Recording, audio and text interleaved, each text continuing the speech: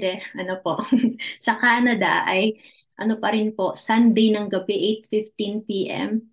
So, I just want to welcome everyone po. So, Ate Zia from Korea, Ate Eris from Singapore, Kuya Jeff, and Pastor Alvin from the Philippines, Pastora Norma, si Ate Ana from Abu Dhabi, si Ate Shay ng Kelowna, yan si Miss Kelowna po, ayan po. And si Tito Jun and si Tita Jen from Saskatoon. So before we begin, let us open in prayer. Amen po. So let's pray. Jesus, we thank you, we worship you, we glorify your name. You are the name above every name. And as we celebrate this Easter Resurrection Sunday, may we remember what you have accomplished for us on the cross. As sabi sa iyong salita, na ikaw ang pangalan ng mga pangalan, Panginoon ng mga Panginoon. You are the King of Kings, the Lord of Lords, and you are the name above every name, that at the name of Jesus, every knee will bow in heaven and on earth and under the earth, and every tongue will confess that Jesus Christ is Lord. Lahat ng mga labi, lahat ng mga lahi ay magsasabi na si Jesus ang Panginoon at tagapagligtas. Papuri sa kataas-taasan, papuri sa aking tagapagligtas, purihin ka Jesus, Hari ng langit at Hari ng buhay namin. Panginoong Diyos, maghari ka po sa amin dito sa evening prayer, and as we pray and as we worship, as we hear words of encouragement, as we listen to your word, as we pray, let your Holy Spirit be with us. Malaya ka, Holy Spirit, na kumilos at mangusap sa bawat isa. Let your sweet, sweet and tangible presence and anointing be with us. Salamat po, Lord, sa buhay ng mga kabataan, sa buhay po ng aming mga kapatid, at sa lahat po ng mga nandito from Saskatoon, from Rosetown, from Kelowna, from all over the world, Korea, Singapore, Philippines. Salamat po sa mga intercessors na dinadala mo po sa aming kalagitnaan. We bring you back all the praises, all the glory. Thank you, Jesus. He is risen. Salamat po, Panginoon. Dahil ikaw ay buhay at hindi ka natiling patay. Salamat po sa iyong presensya. In Jesus' name we pray. Amen and amen. Yan po. Medyo nadulas po tayo. Ano po? Praise Jesus. Hallelujah.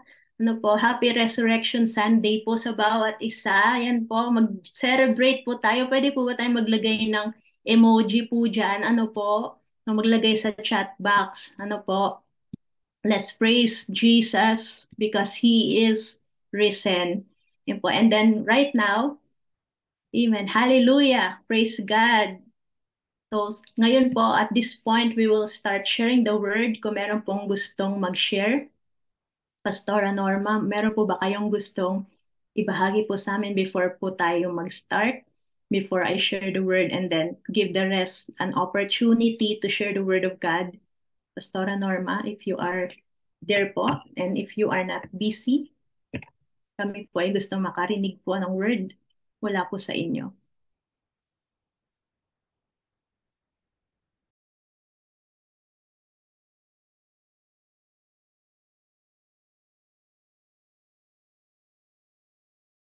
Okay, I think Pastora Norma is busy at the moment, but she is listening.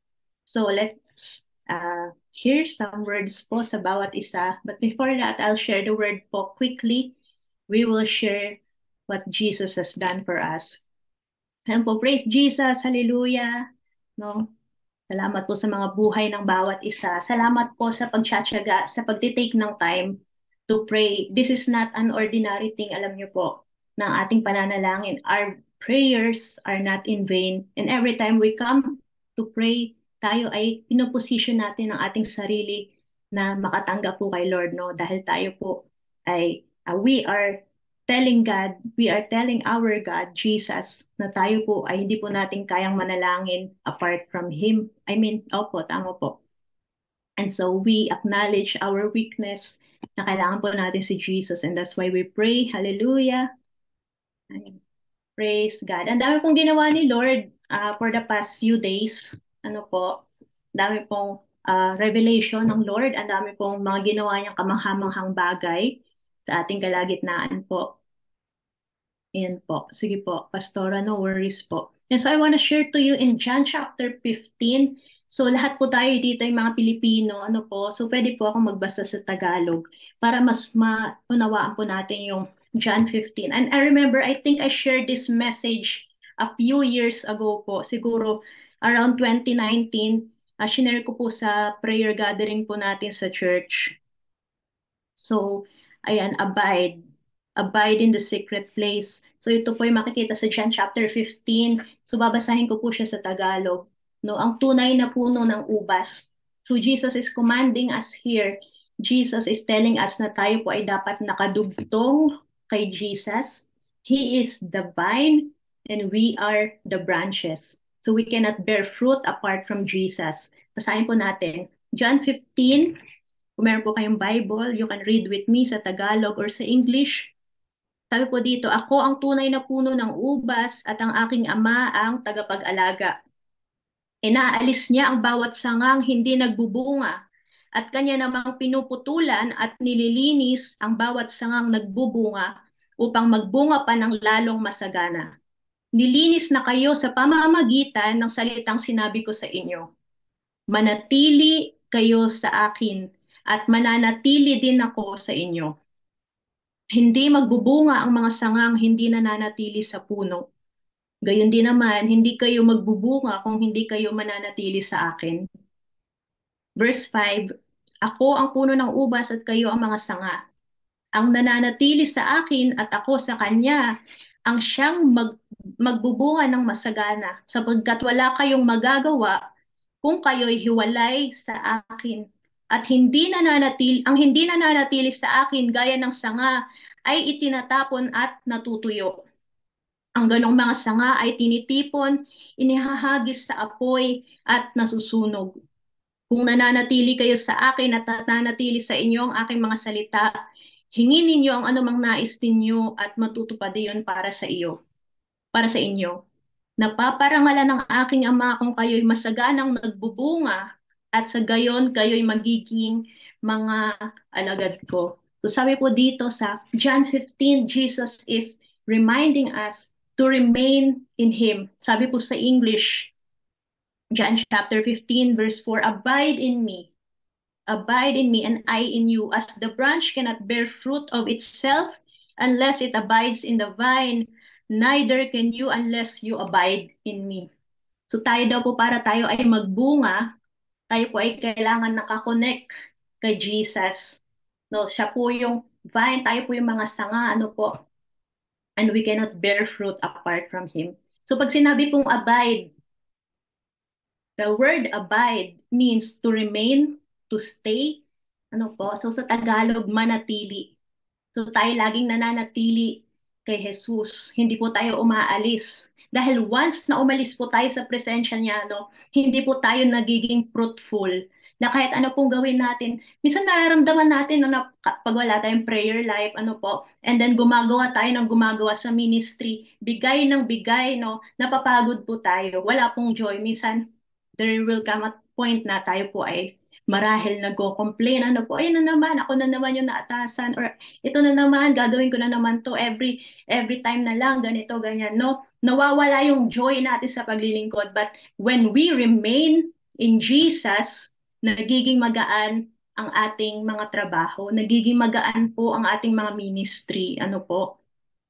We need to abide in Jesus. Tayo manatili sa Kanya. Sabi dito, yung mga bunga na nag-produce ng fruit, no? Ang mga bunga na nakakonect po kay Jesus, pinoprune niya daw po yan. So, tinitrim, ayan. No? Hindi po niya totally kinakat off, pero pinoprune. So, ginugupit-gupit po ng konti, ano po. And so that is the same thing with us, na minsan tayo po ay dumadaan sa pruning stage. Ayan, masakit po, ma-prune, ano po.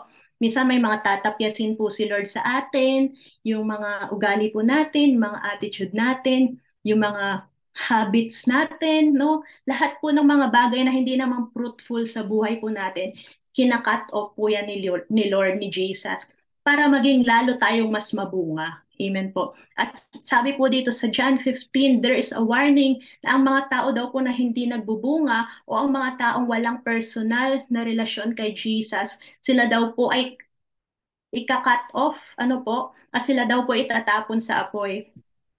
And so that is a reminder for all of us, no, ano po, hindi po ito para takutin po ang bawat isa, but is a reminder that we always need to abide in Jesus because He is the true vine and we are the branches. Ayan, dapat po tayo po ay maging mabunga. Ang ating pagiging Kristiyano po, lagi pong may fruits po dapat yan. Ano po, in every season, spring, summer, winter, fall. Tapos dito po sa Canada kasi apat yung season po namin. So sa Philippines po, sa Singapore, sa Korea din po yata, alam ko apat ang season nyo po. No? May spring, may winter, may fall. Pero dito po sa Canada ay apat. Sa Pilipinas ay tag-ulan at tag-araw lang po, dalawa lang po yung season nyo. But in every season, we need to bear fruit. So ano po ba ang ating mga bunga? Nagbubunga po ba tayo? Let's self-evaluate, no? Tayo po ay mag-self-check, mag-heart check, kung tayo po ba bilang mga Kristiyano, ano po ba ang nagiging bunga po natin?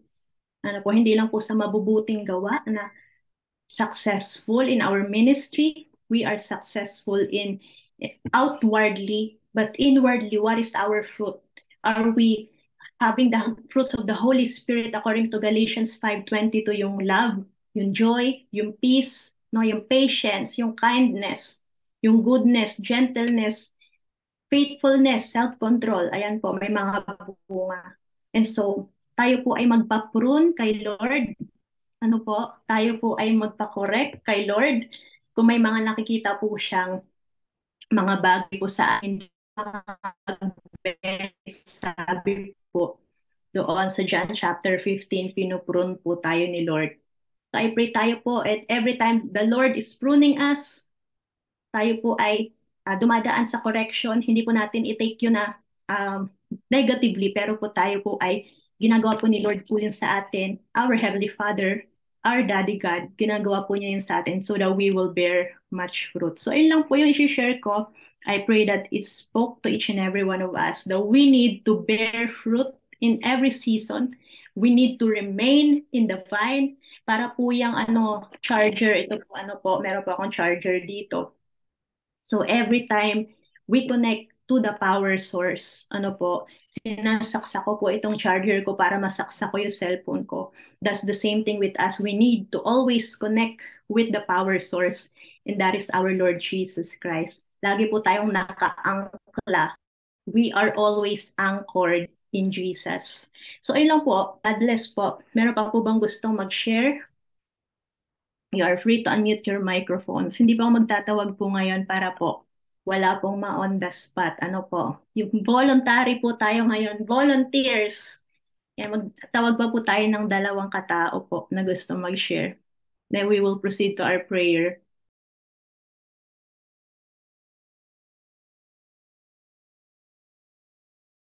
Huwag na po mahiya. Ano po? You are free to encourage us po. Baka po may ginawa si Lord sa inyo. Ay, natatawa po si Pastor Alvin. Ano po? Praise Jesus. Sige po, malayo po kayo mag-share.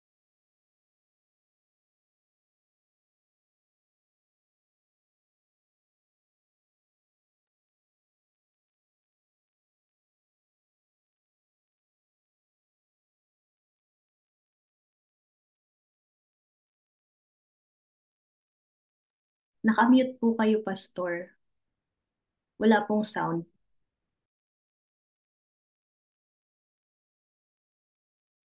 Wala pa rin po. Yan po, ayan.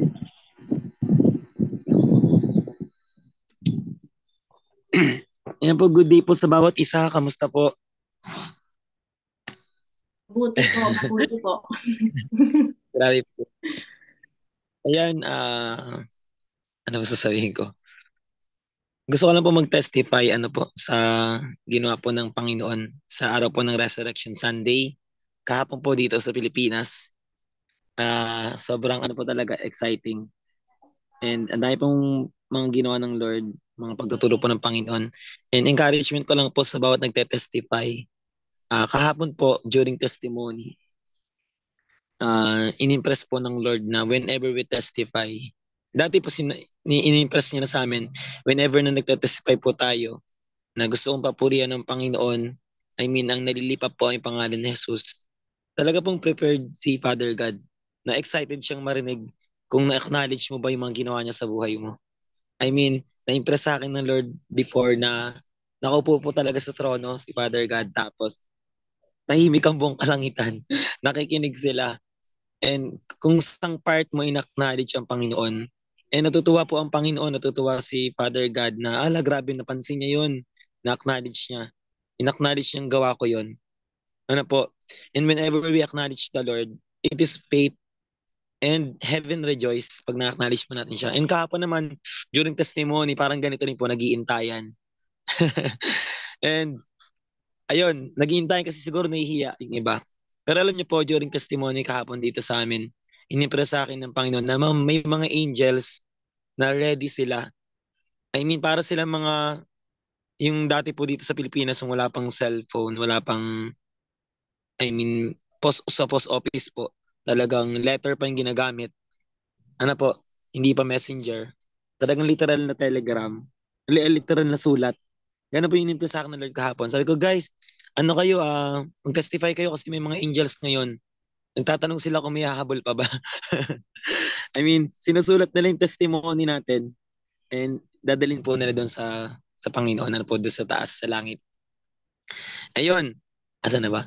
And amazingly po, kahapon, alam niyo po, mga around 2 p.m., after po ng lunch namin, kasi nagtuloy-tuloy po yung worship, 2 p.m., nanood kami ng mga testimonies, and after that po, sinabi ko sa team na let's pray, na let's do a prophetic evangelism, na lalabas tayo ng bahay na to, papakita sa atin ng Panginoon yung kusining gusto niyang katagpuin.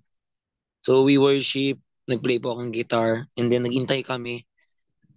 And sabi ko, close your eyes and picture someone, picture somebody na gustong ikatagpo ng Panginoon. And let's desire it. Let's expect from the Lord. And alam niyo po nangyari, pupunta dapat kami ng malayong lugar, pero pinatigil kami ng Lord doon sa mataong lugar na malapit lang po doon sa pinag-worshipan namin. And then, nag-preach kami ng tuloy-tuloy. And then, nag-flow, sa biyaya po ng Panginoon, nag-flow kami into prophetic evangelism po talaga. To the point na nagbibitaw kami ng mga word sa mga dumalakad, sa mga dumadaan. And alam niyo po, pag nagbibitaw kami ng salita ng Panginoon, specifically sa tao na dumadaan, nai-stack up sila sa harapan namin. Nai-stack up sila sa tabing kalsada, nai-stack up sila sa kabilang, nai-stack up po sila talaga.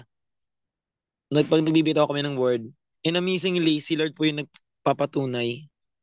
Nakikita namin yung mga tao kung paano sila mag-respond. Meron doon halos 1 hour na nakatayo sa harapan namin. Meron man po kahapon na talaga po na-caught yung nila, heart nila. And alam niyo po, bago kami mag-preach, ni-remind kami ng Panginoon na talk to the inner being of every people. Sabi ng Panginoon na, I want you to see them the way I see them. Look into their inner being, yung talagang need nila. And ni-remind ako ng Panginoon po this week, na nagbabike po kasi kami lagi. Ang service po namin i-bike, kung malayo naman, nagji-jeep. So habang nagbabike ako, nakikita ko yung mga tao. I don't know kung bakit ko sila nakikita, di ba po? Pwede namang diretso na lang ako sa pagbabike ko.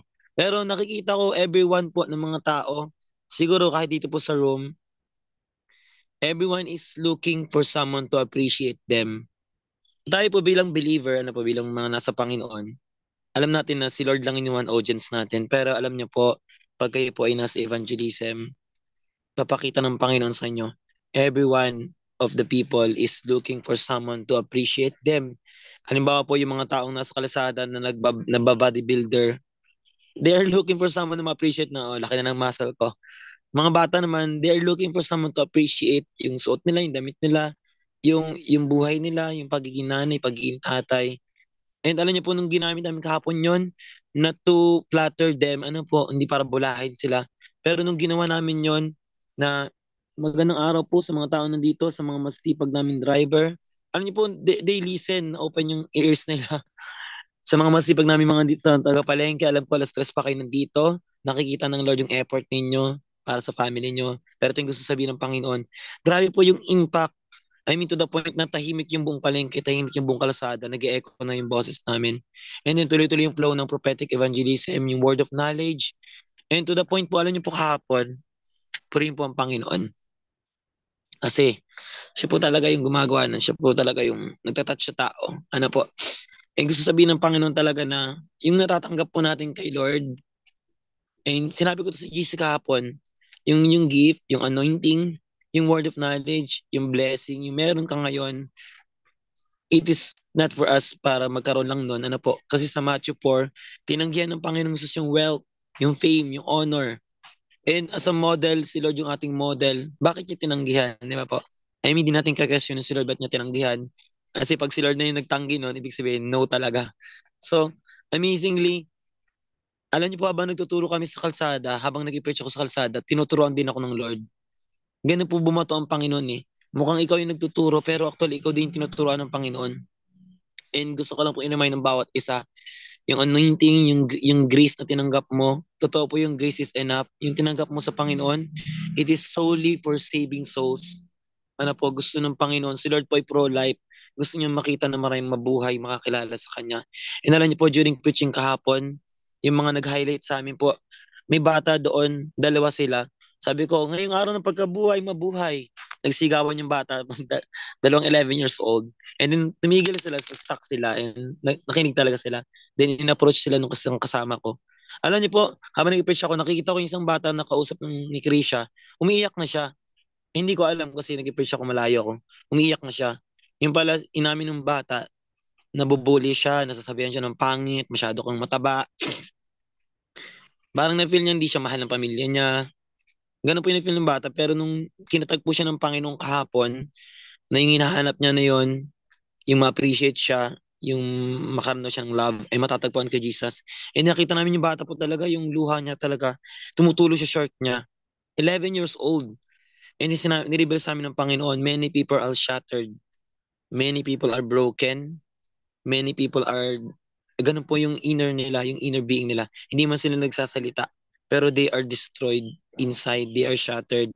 And ang Panginoong Jesus lang magbibigay noon sa kanila. Ano po, they are searching and looking for other people na imperfect din. Yung sa po ganun tayo, ganun po yung mga tao. Humanap tayo ng kapahingan sa kapwa mo rin tao.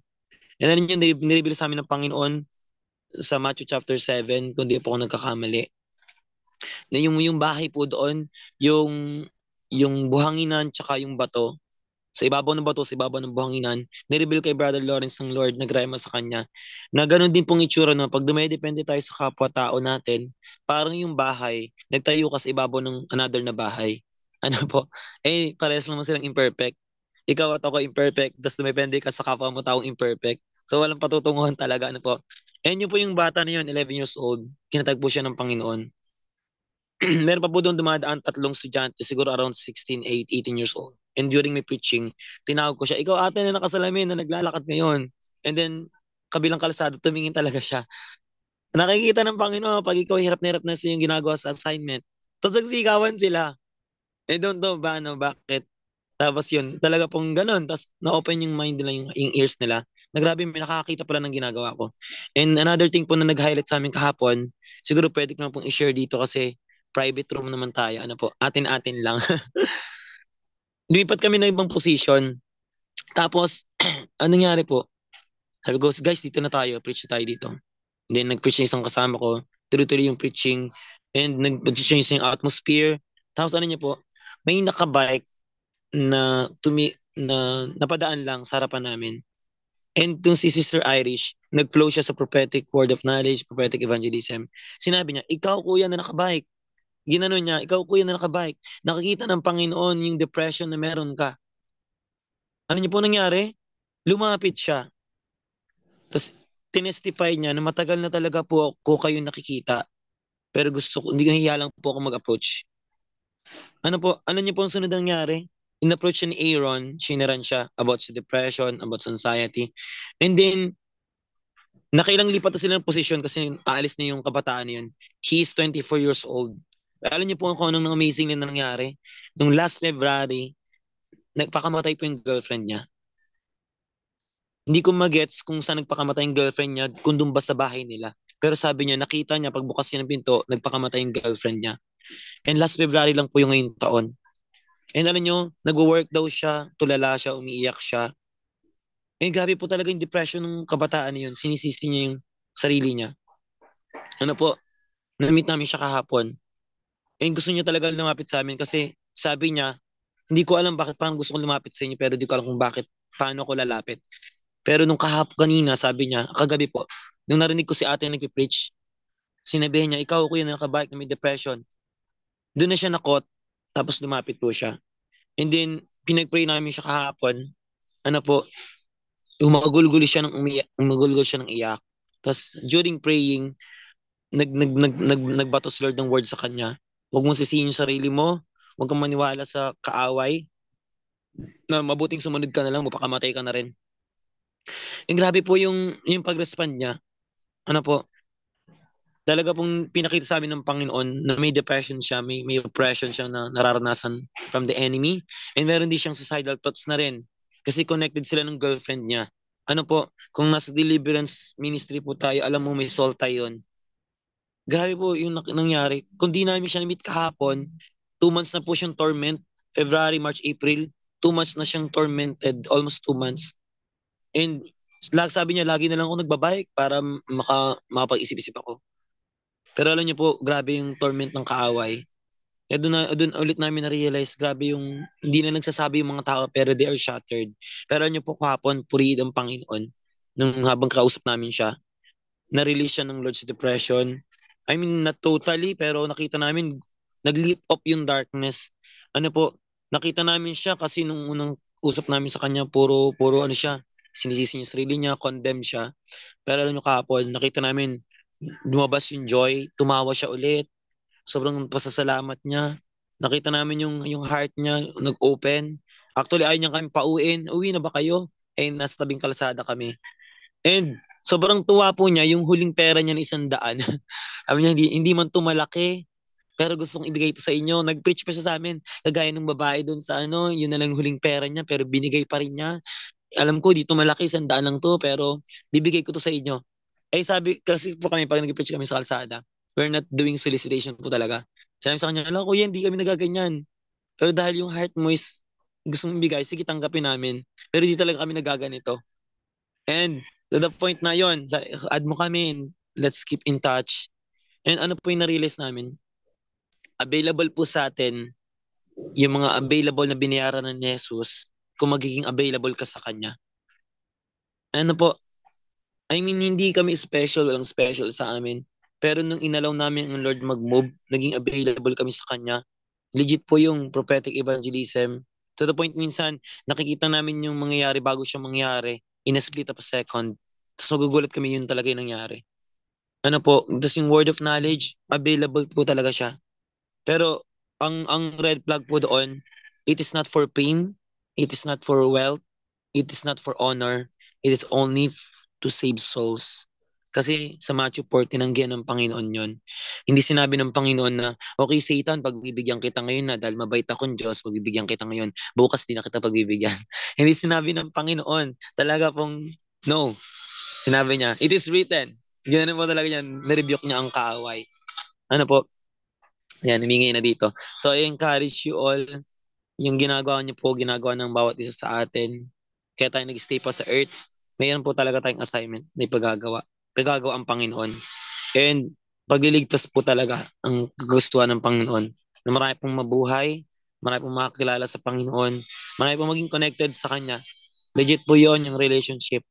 Ano po, lagi pong ganoon, relationship sa Panginoon po importante. Kasi mababurn out po talaga kayo. Nagre-rema sa akin habang nagsisalita si Ate Paulette kanina. We cannot give what we don't have po talaga. You cannot give what we don't have. Kasi kung i-give mo lang yung what you still have, ang mangyayari mo, ma-burn out ka lang. I mean, meron po talaga tayong unlimited ano po source mula sa Panginoon kung tayo po ay merong relationship sa Kanya. Ano po, so in-encourage po kayo, always be connected sa Panginoon, Huwag po tayong maging panggatong. Ibig sabihin, naputol ka na sa puno ng ubas. Manatili kang connected sa sanga. I mean, dun po sa sanga, lumalabas po talaga yung bunga. Hindi po sa puno, sa katawan ng puno, kundi sa mga sanga. So willing po talaga ang Lord. I mean, desire niya, kaya nga tayo tinawag yung sanga. Maging mabunga, ano po, mabunga sa ating pong personal na paglakad sa Kanya at sa mga pinagagawa po ng Panginoon sa atin. At yung bunga po na yon is to save souls. Ano po, mag-benefit po yung mga tao. Mag-benefit po yung mga tao nakapaligid sa atin. Tama po yun, yung love, joy, peace, patience, yung 9 fruits of the Holy Spirit. Kasi legit po, naghahanap po ang mga tao ng legit encounter. Naghahanap na po sila ng genuine na believer. Naghahanap po sila ng legit at genuine na mga tao na daladala ang presensya ng Panginoon. Yung iba po na meet namin, pagod na po sila sa religion, pagod na po sila sa routine sa paulit-ulit. So manatili po tayong gutom at uhaw. Wag po tayong, wag tayo pong madala ng familiarity na naranasan ko na to, alam ko na to, okay na to. May stuck po tayo doon. Kahit ako po mismo, meron pong rebuke na ginagawa ang Lord, meron pong pruning, totoo po yung legit po yon. Pero along the way naman, along the process, even through fire, even through water, sasamahan ka ng Panginoon. Ano po, lagi pong pro-life ang Panginoon. So wag din po tayong matakot sa pruning na ginagawa ng Diyos kasi siya pong Almighty God. And lastly po mga kapatid, kagabi, ang galing ng Panginoon kasi nagtatanong kami, ba't kaya doon tayo napunta? Tapos naisip namin, I mean, during meditation, nagdi-deep thought kami, kung ano, kung di tayo doon napunta, baka si Kuya di natin na-meet, and then kinabukasan, maaaring nagpakamatay siya. Buti na lang, napakabuti ng Panginoon. Ano po, nilalagay niya kami, na-reveal ng Lord na para tayong band-aid. Kayo po at ako na narito, para tayong band-aid. I mean, yung band-aid walang sariling isip, yung band-aid walang sariling desisyon, kasi may Panginoon na po tayo. Ano po, yung band-aid po, ilalagay ng kamay kung saan may sugat. Hindi ka pwedeng ilagay ng Lord sa siko kung wala namang sugat yung siko. Ilalagay ka niya sa tuhod kung nandun yung sugat. And ang galing ng Panginoon, ilalagay ka niya sa tamang lugar, tamang posisyon, tamang oras, sa taong nangangailangan ng pagpapagaling ng Panginoon. Ano po, amazingly, kung sinunod namin yung gusto namin, nagpakaliliw kami ng preaching kahapon, possible kumilos talaga po ang Panginoon, pero sobrang need pala kami. Yung sabi ko sa mga kasama ko, guys, kaya hindi tayo nakakarating pa sa ibang lugar na malalayo, is anong gagawin natin doon? Dito tayo kailangan ng Panginoon. So I believe po, kailangan tayo ni Lord ngayong oras na ito sa bawat isa na narito. Kaya po tayo magkakasama. Ano po, alam ko busy pang bawat sa inyo. And kailangan kayo ni Lord kung saan ka pupunta mamaya, meron kang assignment kay Lord. Maraming tao pong shattered, wounded, and they need the healer, ang Panginoong Yesus. Tayo po ay band-aid lamang. I mean, sa biblically, sa Bible, tayo po ay alabok lamang, tayo po ay clay lamang. And kung saan tayo dali ng Panginoon, dahil kailangan tayo doon. Kung di naman tanya tayo dalhin sa gusto natin, baka hindi pa tayo doon kailangan. Mas kailangan tayo kung saan may nangangailangan. Ano po? So yun, purihin mo Panginoon. Pasensya na po kung napahaba. Thank you po ulit sa time. Praise God po, praise God. Grabe po. Mag-share po ako ng konti kasi yung mag-share po si Pastor Alvin, yung puso ko po talaga lumulundag po.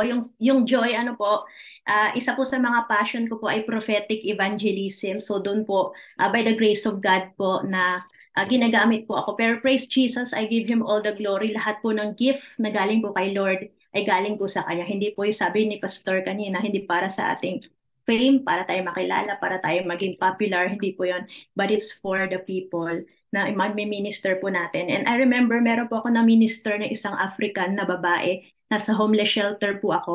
And then the Lord gave me a word of knowledge. So yung word of knowledge po, ano po, siguro one of these days I will teach about word of knowledge. So it's one of the gifts of the Holy Spirit po sa 1 Corinthians chapter 12. Ano po? So meron po prophecy, speaking in tongues, word of knowledge, word of wisdom, ano po, iba-ibang gifts ng Holy Spirit. But the word of knowledge is the supernatural information po na binibigay sa'yo ni Lord para sa isang tao. I remember throughout the years po na natitrain po ako in the prophetic ministry since 2015, the Lord gives me names of people. Hindi ko pa sila nami-meet. I remember meron po akong katrabaho dati. Hindi ko pa siya nami-meet pero sabi ni Lord sa akin, meron ka magiging katrabaho, pangalan niya Jennifer. And I'm like, okay Lord. And then, nung pumasok na po ako sa trabaho ko na yon, ang pangalan po ng kawork ko, Jennifer. So praise God po. Grabe po ano po, hindi lang po pangalan ng tao but the situation po na meron po sila, ano po. So minsan binibigyan ako ni Lord ng word of knowledge po para sa mga tao, disease in their body, may sakit sila sa ganitong part ng katawan, o meron silang pinagdadaanan na ganito, ganito yung pangalan ng bahay nila, yung address nila. Minsan, meron din po ako na-remember na address po ng isa kong naging kakilala po. Ayun po, and then, yun nga, na-confirm po na yun po talaga yung address niya. Nagulat po ako kasi it's all by the grace of God po, no? Hindi po to galing po sa akin, pero this revelation is from the Lord. And so as we minister to people, kailangan po nating matuto po sa ganitong bagay para po mas maging effective po tayo sa ating pag-evangelize as we share the gospel. And so yun po, lastly, I shared to this African lady na sa homeless shelter po ako, no, yung condition po ng mga tao dito sa homeless shelter, talaga pong, no, mga homeless po sila, no, wala po sila matulugan, nasa isang lugar lang po sila lahat magkakasamang matulog. And so as I minister to this lady, sabi ko, Lord, ano po ba ang word na meron po ikaw para sa babaeng to? And so meron po akong narinig na pangalan. The Holy Spirit dropped a word, a name of a person to me. Sabi ko sa kanya, may kakilala ka bang ganito yung pangalan? Yung sabi niya, oo, kakilala ko to, tito ko to, or kakilala ng papa ko. And I'm like, okay, so paano mo siya nakilala, ganyan, ganyan. Anyways, doon nag-umpisa po, naging conversation starter po siya para po ma-share ko sa kanya yung gospel. So, ganun po ka-powerful ang prophetic ministry po. Ano po? And lahat po tayo ay may ability to prophesy. Sabi po sa 1 Corinthians chapter 4, no, 14, sorry, 1 Corinthians 14, pursue love and desire spiritual gifts, but especially that you may prophesy. So ayun po, iba-ibang gifts po na binibigay sa atin ng Lord para po tayo ay maging effective in sharing the gospel. So salamat po, Pastor Alvin and your team, kay Ate Krisha, kay Ate Irish, kay Kuya Aaron, kay Kuya Darwin, sa buong team ninyo, kay Kuya Lawrence. Thank you for sharing mga encounter niyo po sa mga tao. Nabibless po kami, na-encourage po kami. You are an encouragement in the body of Christ here in Canada. So God bless po. Then Pastora Norma, pero po ba kayo idadagdag? Sorry po, napahaba po ang aking pag-share. Okay lang. Huwag kayong mag-apologize kapag kayo ay nakakapag-share at napahaba. Yan ang kailangan ng bautista sa atin, no? Makinig, kuminsan magsasalita. Ang mahalaga, nagpapalakasan sa bawat isa. Ako, dahil may edad na ako at nangaral, hahanapin ko yung pagdating ng hapon, pag mayroong online prayer meeting, nakikinig lang ako. Alam niyo kung bakit? Kasi, nung ako'y mangaral at ibinigay ko lakas ko, kumbaga, I have given what I have sa tulong at biyaya ng Panginoon. At ngayon, syempre, kailangan ko uling magkaroon ng panibagong lakas, yung magpakarga uli sa Panginoon. And by listening to all of you na habang nagsasalita, mga kabataan, paano kayong ginagamit ng Panginoon, no? Marami akong natututunan. And I praise God kasi sabi ko, Lord, ang tagal naming hinintay sa aming kapanahunan kung paano ang mga kabataan, they will rise up. Kakakita sila ng mga panaginip, visions, they will prophesy. At ngayon nangyayari ito sa aming kapanahunan. Hindi ba kami natutuwa? No? Ako natutuwa personally kasi yan talaga, alam niya ni Paulette, no? It is one of my life verses. Joel 2:28. Kaya nung pumunta ako sa Pilipinas, a month ago, more than a month ago, umiyak ako sa Panginoon. Lord, tingnan nyo, no? Isi-share ko sa inyo ito. It's sharing portion. Sabi ko, Lord, nasaan ang mga kabataan? And at that time, habang ako nasa isang church na maliit, no? Pero ako ay magsi-share at masaya ako maglingkod sa kanila. Umiyak ako at naisip kong Canada. Hawak ko ang salita mo, Panginoon, but where are the youth? Nababawasan pa sila. And yet, Panginoon, totoo ang salita mo, but where are they? Umiiyak ako, no, sa puso ko.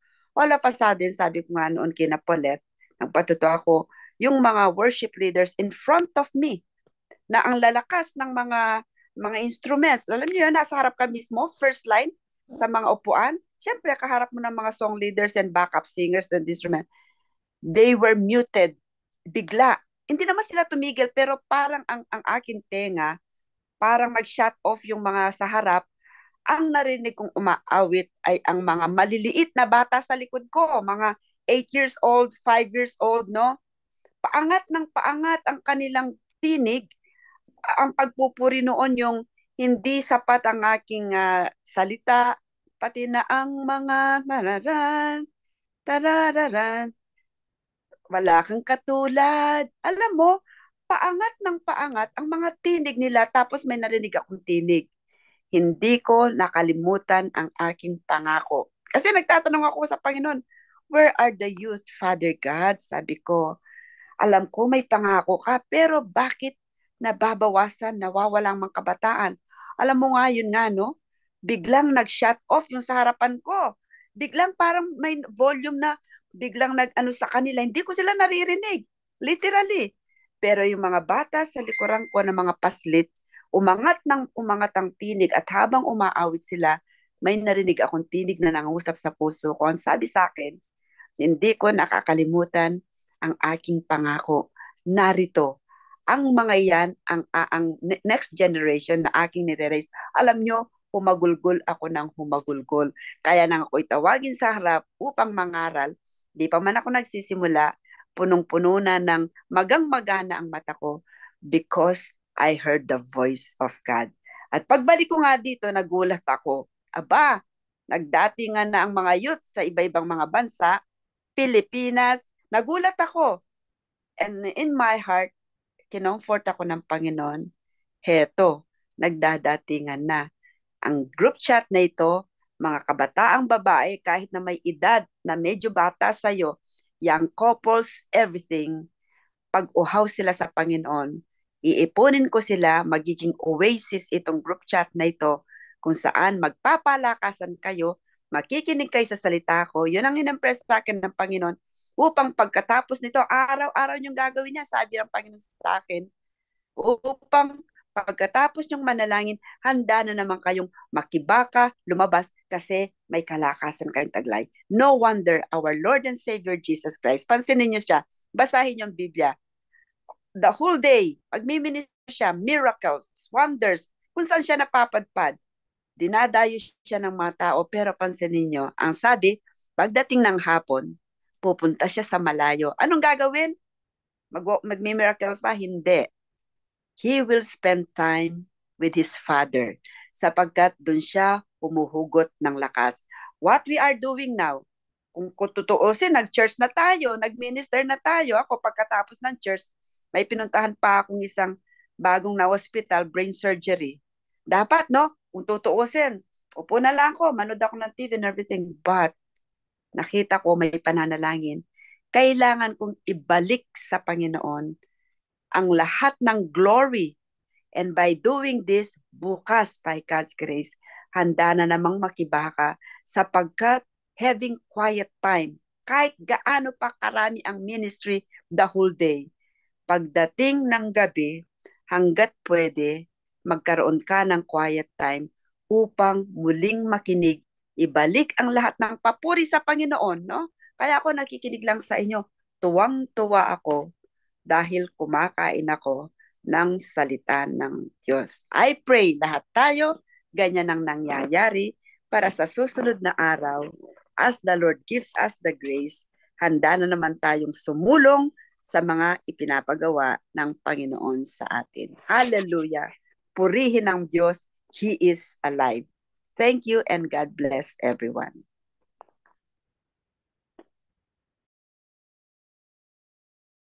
Po, praise Jesus. Meron pa po bang gusto pong humabol po dyan? Baka gusto niyo pong mag-share. It's okay po. We can extend a little bit po sa mga may gusto pa pong mag-share. Praise Jesus. Sige po, magpalakasan po tayo sa bawat isa. Encourage po natin si Pastora. Ano po, encourage po natin ng bawat isa.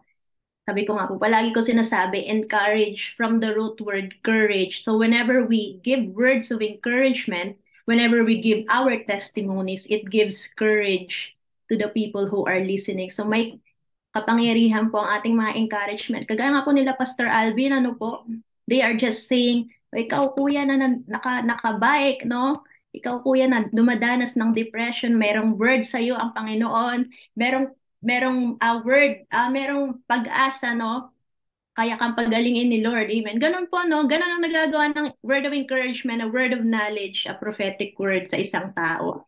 Na-uplift po sila. Dahil po, the purpose of these words is to edify. Pag sinabi edify, to build up someone, to exhort or mag-encourage sa iba and to comfort. So ang mga word of encouragement po natin, yun po ang nagagawa sa ibang tao. Di natin alam mamaya, yung isang tao na nakikinig pala magpapatikbakal na po pala. Ano po, pero nung marinig yung word natin, na-encourage po siya, na-uplift po siya. Amen? Amen. Praise Jesus. Meron pa po bang hahabol po sa atin dyan? Ate Shay? Ate Claire? Kuya Jeff? Ate Zia. Si Ate Zia po nakikinig po siya. Nasa work po siya ngayon sa Korea. Grabe po ano? Nasa work po si Ate Zia pero nag-join po siya sa prayer po natin. Grabe po. Ayan. Praise Jesus po sa buhay ng mga ate at kuya po natin. Wala na po bang hahabol po? We can proceed with the prayer. Ayan po, nagkakahiyaan pa po. Ano po? Praise Jesus. It's okay. So today's Sunday, we'll pray for spiritual awakening among government officials po.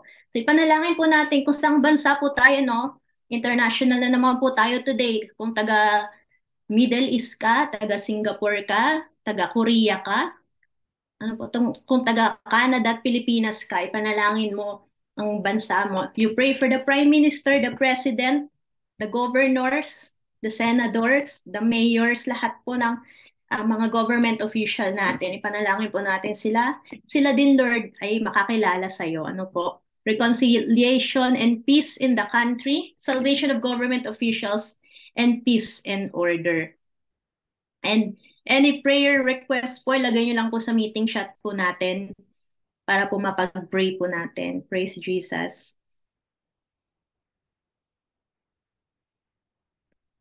Computer audio. Ayan.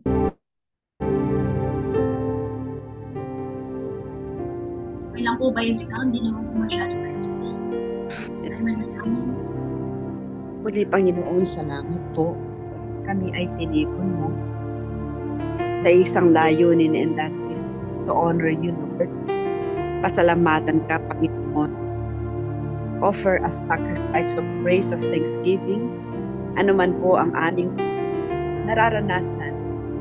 Marahil marami sa amin ay dumaranas po ng mga matitinding pagsubok, Lord, na hindi man kumikibo ay talagang nakakapanlupaypay. But Lord, sabi ng iyong salita, sa kanila na nabibigatan, sa kanila na nagkakaroon ng maraming mga alalahanin, tatawag sila sa iyong dakilang pangalan at ikaw ay tutulong.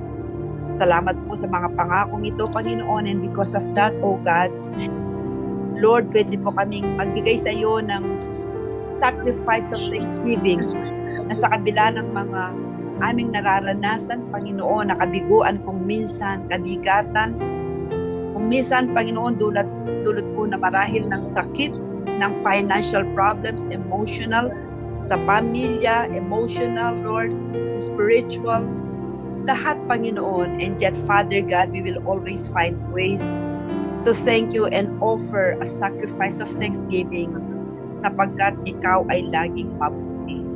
Salamat po sa anumang kaparaanan na nagamit mo ang batse sa amin to glorify your name, to work in your kingdom, to minister, to equip, to encourage, Lord, to pray for someone, to visit lahat ng mabubuting gawa. Pinagpapasalamat po namin sapagkat ikaw din naman, Panginoon, ang naglagay sa aming mga puso na magkaroon ng kahabagan, Lord, compassion, Panginoon, sa mga nangangailangan po ng kahabagan. At yan ay hindi lang galing sa aming sarili, sapagkat sinasabi ng iyong salita, even the desire to do good comes from you. Kaya, Panginoon, marapat lamang na ibalik namin sa iyo ang lahat ng papuri at pasalamat sa pangalan ni Jesus. Father God, salamat po maging the appetite to eat. Father God, the ability to walk, to talk, Lord. Hallelujah. Mga bagay na kung minsan we take for granted, Father God, nawawan mo ang aming mga mata upang kahit sa maliliit na mga bagay, makuha po naming magpasalamat, maging grateful, Panginoon. Isanay po namin, O God, na maging grateful upang, Panginoon, ang mga alalahanin, mapalitan po, magiging mapagpasalamat, sapagkat ang sikreto sa buhay na mapayapa ay ang pagiging kontento. Nang aming tinitingnan ay kung ano ang meron kami at hindi ang mga kulang, sapagkat ikaw na rin ang nagsabi, hindi mo kami pababayaan ni iiwan man, Panginoon. Sa kanila, Panginoon, na may mga hinihintay na sagot, Lord, in the material, in the physical, Lord, in the natural way, Father God. Ngayon pa lamang nagpapasalamat po kami sa pabor, sa mga processing of paper, sa mga application, in all things. Application for visa, Lord, approval of a special permits, lahat po, Panginoon, even the jobs, Panginoon, ay tinatalaga mo. Hindi pa man ay nagpapasalamat na kami sapagkat, Lord, ang mga pagpapalan nagmumula sa iyo, makasagutan ng mga panalangin nagmumula sa iyo, walang kasamang kapighatian, Panginoon. Sa panahon na natidelay ang mga answers mo, ang mga sagot mo sa mga dalangin namin, nawa, O Diyos, makita namin na nais mo lang ma-develop sa amin ang patience, ang tunay na pagtitiwala sa iyo at hindi mo mawalan ng pag-asa. Sa panahon, Panginoon, na hindi nangyayari ang mga nais namin ayon sa aming mga ganap na kalooban or nais, nawa, Panginoon, buksan mo ang mga spiritual eyes na higit na alam mo ang nararapat at nakabubuti sa amin, Panginoon. Kaya, Lord, nawa, matuto kaming laging tumalangin sa iyo, maliit man o malaking bagay sa aming mga buhay, upang alam namin na katitiyak kami, O God, whatever the result, ikaw, Panginoon, ang may control, upang, Panginoon, mabawasan, mawala, Panginoon, ang mga disappointments sa aming mga buhay, kahit, Panginoon, kung minsan negatibo sa aming paningin ang nangyayari. Lord, tulungan mo kaming maging mapanalangin. Salamat sa mga kabataang pinadadala mo sa araw-araw, sa ibang sulok, sa latang sulok ng daigdig, Panginoon, just to let us know that we are not alone, Panginoon, na sa iba't ibang bahagi ng mundo, marami kang ginagamit, pinakikilos sa pamamagitan ng iyong Santong Espiritu, upang kaming lahat ay sama-sama, Panginoon, to work in your vineyard, sa inyong ubasan, hindi napapagod, sapagkat, Lord, you are directing our steps. And to pray, Father God, and to be silent before your throne of grace, Lord, ay malaki, Panginoong, pakinabang sa amin. Hindi ito kalugihan, Panginoon. Walang nawawala sa oras namin, kundi nararagdagan sapagkat nagdadagdag ng buhay sa aming mga buhay. Thank you, Jesus.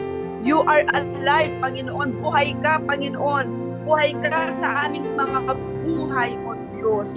O hayaan mo, Panginoon, ang aming mga labi, Panginoon, may mapuno ng pagpapasalamat, pagpupuri, pagsamba, Panginoon, sa iyong dakila at makapangyarihang pangalan.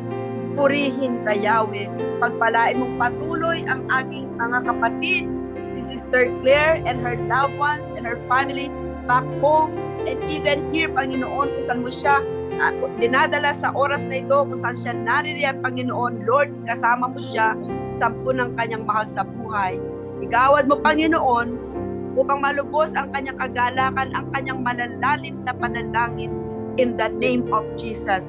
Lalong-lalo na when it comes to the spiritual matters, Lord, mga kaligtasan para sa mga mahal sa buhay, Panginoon, pagkakakilala nila sa iyo, Panginoon, revival, Panginoon, nakikita mo ang puso ng aking kapatid, how she cries for people, for them to know you, Lord, as their Lord and personal Savior. Even as I pray for Sister Anna, Lord, matyagang nananalangin, Panginoon, matyagang pinaglilingkuran ng pamilya, ang mga kabataan, sina Sister Erin, Sister Zia, Panginoon, Lord, Sister Shay, Sister Karen, Lord, at si Pastor Alvin, Panginoon, na binigyan mo ng malaking vision, Panginoon, trabaho sa kingdom, Lord, palakasin mo ang kapatid namin ito, Panginoon, spiritually, palakasin mo siya, Panginoon, Ilayo sa anumang gawa ng kaaway, Lord, kaming lahat.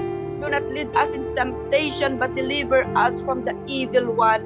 I pray for Brother Jeff. I pray for Brother June and Sister Jen, for Paulette, Panginoon, hallelujah. Kaming lahat na nila mo ngayon, O Diyos, maranasan ka namin, Panginoon, hindi lamang sa mga supernatural, mga material blessings, kundi higit sa lahat, Panginoon, the spiritual blessings na inilalaan mo sa mga nagchichaga, Panginoon, lumulungod sa iyo, kumikilala, nagpapakumbaba, O Diyos, O Yahweh. Hayaan mong aming mga puso, O Diyos, ay laging nakagiling sa iyo, pinagpapalaman o hindi.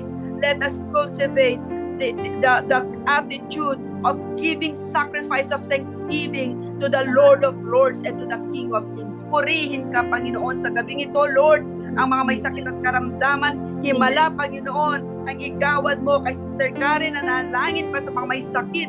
Binibigyan mo ng vision, Panginoon, kahabagan sa mga kaluluwa.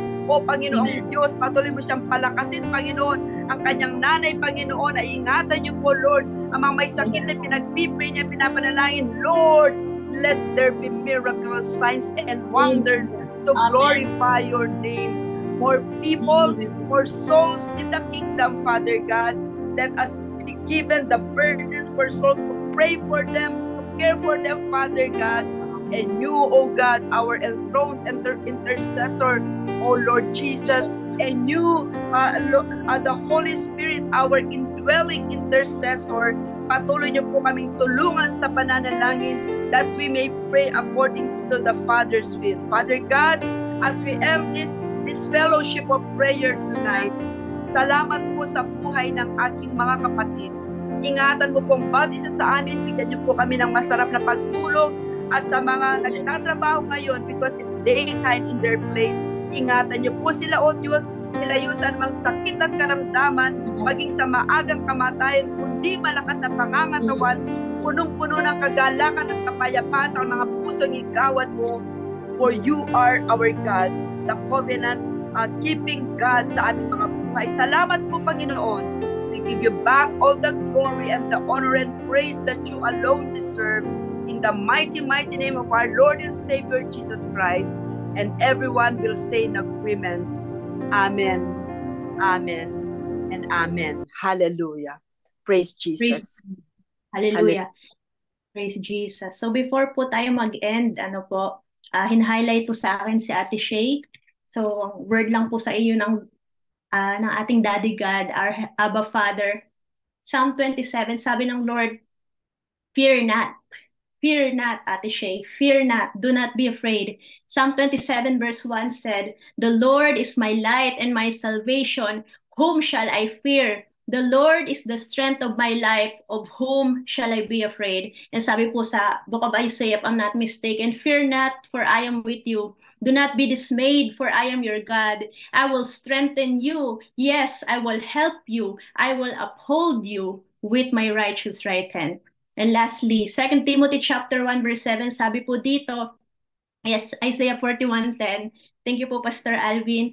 Sabi po sa 2 Timothy chapter 1 verse 7, for God has not given us the spirit of fear, but of power and of love and of a sound mind. Sa ibang translation, self-discipline. So ito po yung na-impress sa akin, and I want to share this po sa iyo, Ate Shay, one of our faithful prayer warriors. Siya po ay dating taga-GOV Saskatoon, pero dahil meron po siyang ibang assignment, dinala po siya sa Kelowna, which is in British Columbia, 14-hour drive from Saskatoon. Pero grabe po siya, palagi po siyang nag-a-attend sa ating prayer warrior. She is a mighty woman of God, and alam ko po, meron pong planos sa kanya si Lord sa Kelowna po.